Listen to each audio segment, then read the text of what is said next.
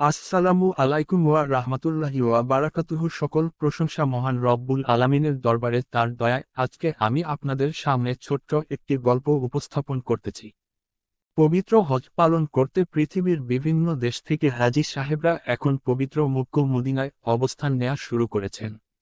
এই সব হাজীগণ পবিত্র হজ পালন শেষে প্রায় প্রত্যেকে জমজম পানি নিজে পান করার পাশাপাশি বয়ে নিয়ে যায় নিজের দেশে। কিন্তু আপনি জানেন কি পবিত্র জমজম কূপের পানির কিছু গুরুত্বপূর্ণ তথ্য? যদি না জানেন তাহলে এখনই জেনে নিন পবিত্র জমজম কূপের পানির 10টি জানা অজানা তথ্য। 1. আল্লাহ তাআলার অসীম কুদরতে 4000 বছর পূর্বে সৃষ্টি হয়েছিল। 2.